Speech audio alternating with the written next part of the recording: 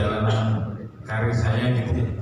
Kalau nggak salah beliau itu sempat viral di medsos itu tahun 2010 ya Pak ya. Ingat saya Bapak Supenjur. Ternyata sekarang saya ada di depan saya, jadi saya rada gemper juga ya.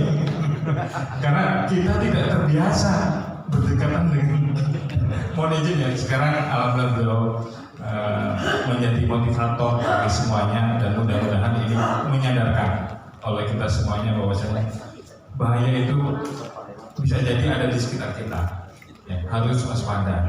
Dan terima kasih Bapak Jenderal John yang dari Densus 88 yang memberikan kesempatan untuk kita semuanya menimba ilmu, memperkenalkan bagaimana rawannya tadi radikalisme, intoleransi, dan lari ke terorisme. Nah ini yang harus kita sadarkan diri.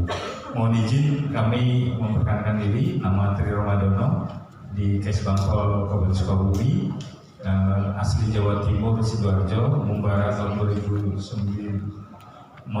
Mumbara tahun 97, karena SK waktu di Jatinangor, dan alhamdulillah dapat jodoh di Sukabumi, yang Sukabumi, dan anak 2 Jawa Sunda. Dan selanjutnya pada materi ini kami berterima kasih sekali, di mana kami di materi disampaikan yaitu mengenai wawasan kebangsaan. Wawasan kebangsaan ini ingat ya kita Bapak Ibu waktu kecil dulu apa PNP ya, terus pendidikan moral Pancasila. Kemudian yang kedua yang tahun 90-an siapa yang lain? Waktu itu ya 80-an lah kita PPKN. Kemudian P4 ya, pedoman pengaitan Pancasila. Sekarang kan kondisinya kan apa pendidikan apa sekarang? Merdeka ya? Kurikulum merdeka. Saya juga ngikutin anaknya. Sekarang kurikulum merdeka itu Bapak Ibu di mana anak yang harus berkembang ya, kadang-kadang dituntut untuk berkembang. Kalau anak nggak berkembang susah kalau kurikulum merdeka, betul nggak? Nah ini yang khawatirnya sekarang memang kondisinya berbeda ya dengan zaman kita waktu kecil. Dari kecil kita dicekokin dengan Pancasila, wawasan kebangsaan, bela negara, dan akhirnya kita sebagai garda untuk ini apa ya, untuk membentengi yang kondisi yang sekarang. Nah ini generasi penerus ini yang mau izin bahwa Bapak Jenderal, pengalaman kami di Kebon Pedes ya bersama-sama dengan BNPT dan juga Densus 88 ini yang waktu itu yang tertangkap juga yang muda-muda Pak ini. Saya juga heran itu bagaimana canggihnya merubah frame ya, cara berpikir, istilahnya cuci otak ya. Ini anak-anak muda juga sudah mulai masuk.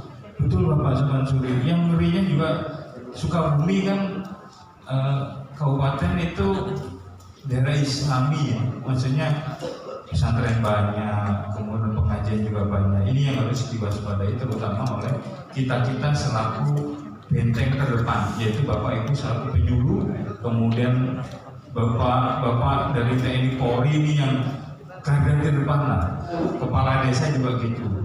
Nah ini juga sangat bagus dalam pertemuan ini menyadarkan kita. Sekarang kan kondisinya Bapak Ibu ya di kondisi sekarang itu kan gotong royong juga susah ya. Pak Kades susah nggak? Nggak ada gotong royong. Susah kan ya Pak Dalam Desa, Pak Danramil, Pak Pantai Kotor diajak juga susah. Gotong royong akhirnya padahal ini kunci bahwa mempersatukan Pancasila, bela negara, wawasan kebangsaan ada di sini.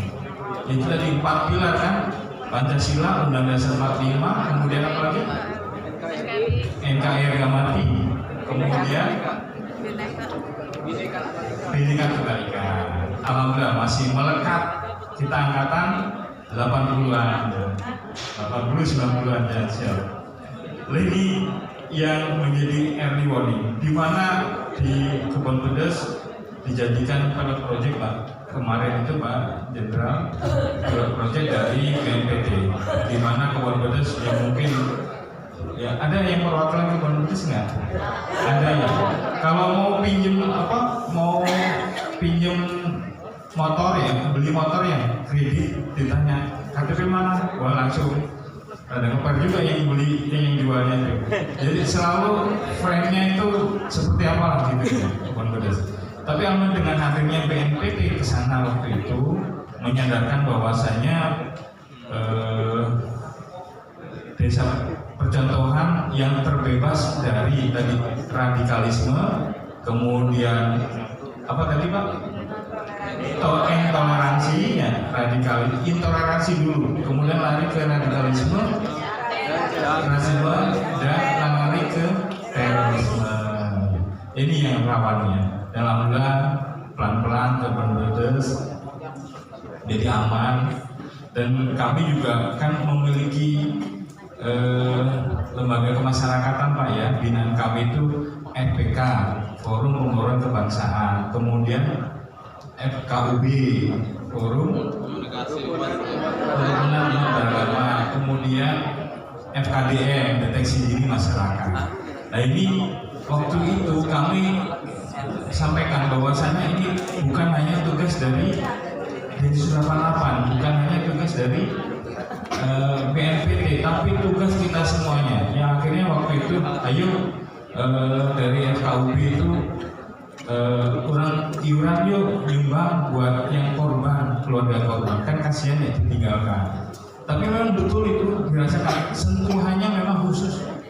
Kalau yang dari korban dari yang Napiter ya yang ditangkap itu, karena apa? Kita ini dianggap togut pemerintah itu, jadi tidak serta-merta langsung diterima, jadi harus melalui pemerintah desa, melalui keluarga terdekat baru bisa diterima. Kami baru tahu itu, jadi kami tidak pernah bersentuhan langsung dengan keluarga, tapi melalui dari apa pemerintah terdekat sampai dengan keluarga terdekat baru diterima. Namun kami sempat shock di saat FKUB menyerahkan ke kecamatan, ke desa untuk disalurkan ke korban, ternyata besok, mohon maaf, Densus menggeledah salah satu rumah di sana. Jadi ada stres juga. Hari ini kita kasih, besoknya langsung ada penggeledahan karena ditangkap dari keluarga itu di kalau nggak salah dari Depok atau Bekasi itu. Jadi pengembangan. Jadi kami sempat trauma juga, sentuhannya juga beda, kemudian penanganannya juga beda, sehingga kita harus paham Pak, di mana betul tadi Pak Soten Suri menyampaikan bahwasanya di kita ini agamis ya, kemudian ini perlu kami sampaikan juga tentang potensi Sukabumi dengan 47 kecamatan, kemudian 381 desa, 5 kelurahan, kemudian kita juga kurilapnya juga banyak ya, gunung, rimba, laut, pantai, yang dimana bukan hanya kerawanan mengenai terorisme, tapi juga kerawanan mengenai narkoba, Bapak Ibu. Narkoba ini juga bukan hal yang wajar, tapi sudah darurat perang untuk Sukabumi itu, dimana laut kita ini bentangan 117 km dari Cisolok sampai ke Tegal Bulut dan Cianjur itu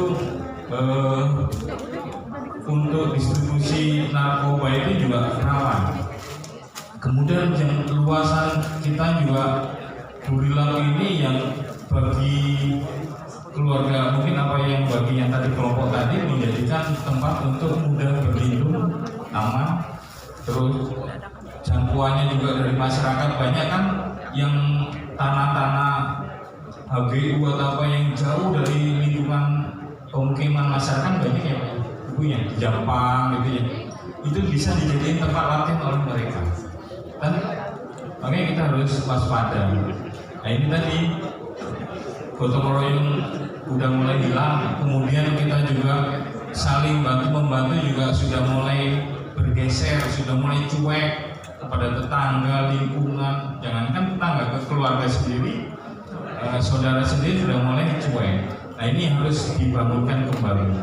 Dan selanjutnya tadi juga saling hormat menghormati, gimana jangankan tetangga dengan tetangga, siswa ke orang ke guru aja juga sudah mulai kan di medsos dilawan. Nah ini yang memudahkan frame tadi cuci otaknya untuk bergeser kan, kayaknya tadi yang disampaikan Pak Sofian Juri itu tadi.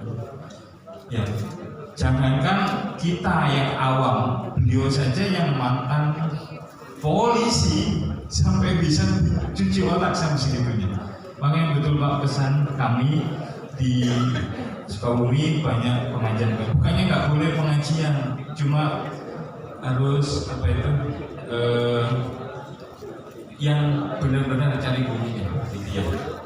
Dan selanjutnya tadi panjang luasnya juga 412.000 hektar, dan kita juga memiliki alhamdulillah kita tim Korpakum, karena kita juga di sini banyak bukan banyak ada apa itu aliran sesat Pak ya, di mana ketuanya yaitu Bapak Kajari. Tim Korpakum ini dan kita bagian dari dalam Pak, kami dari Kominda itu jajaran dari TNI Polri maupun BIN yang selalu berkomunikasi menjaga Sukabumi, di mana tantangan-tantangan tadi yang disampaikan Pak Sofian Juri juga tadi itu berlindung di agama. Nah ini harus dijaga. Aliran sesat di Sukabumi juga bisa dibukain mungkin mohon izin di halaman yang ke-38 di kami sampaikan hanya gambaran saja di mana Jamaah Ahmadiyah Indonesia juga ada di wilayah kita, GAI. Kemudian ini tersebar di, mungkin Bapak Ibu yang diundang ini karena ada tadi aliran sesat di sekitar Bapak Ibu. Kemudian yang kedua kaitan dengan Saulin, ini di Cikidang ya. Kemudian terorisme, kemudian susu kecil ini yang harus dijaga. Kemudian kelompok aliran Islam suci di kampung Ciburial, betul ya Pak ya? Nah ini harus diwaspadai. Kemudian Yayasan Paramayuda ada ya di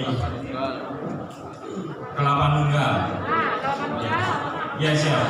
Kemudian FPI, kemudian ada di beberapa tempat.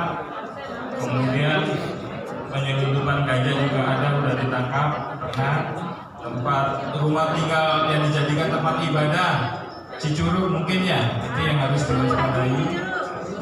Cicurug ya ya. Ya, kemudian aliran sesat Saudara Suparna yang berlokasi di Cisalopa, Bojong Tarik, Jombang Tengah. Ya, betul Bu. Ya. Nah ini yang juga yang harus kita waspadai. Kemudian aliran sesat Maesa Kurung, Al Mukaromah, pimpinan Abah MK Habib Faridul Tros. Ini di Cidahu. Ya, Cidahu. Ya.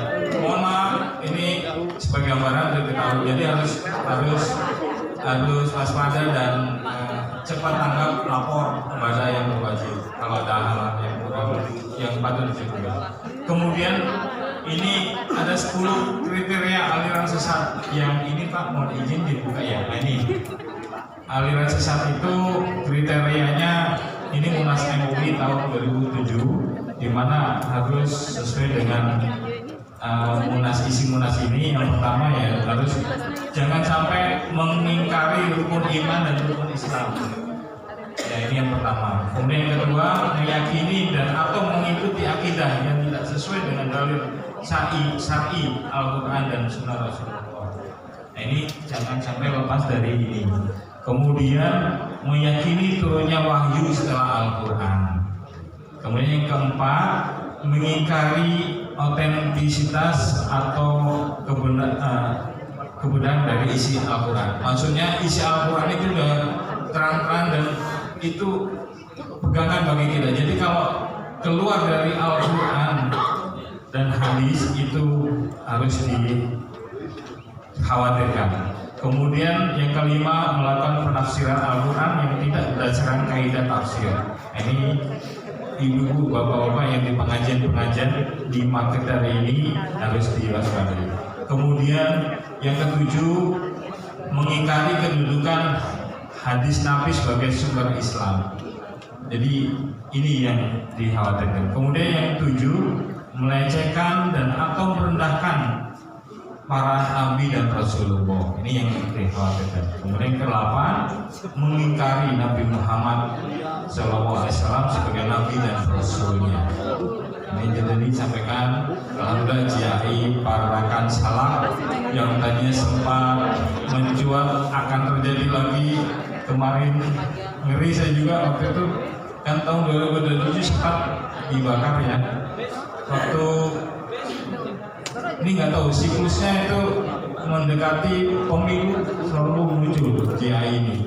Nah ini hampir-hampir kalau nggak Forkopimda dan Kominda intelijen itu nggak jalan, waduh ngeri itu waktu itu.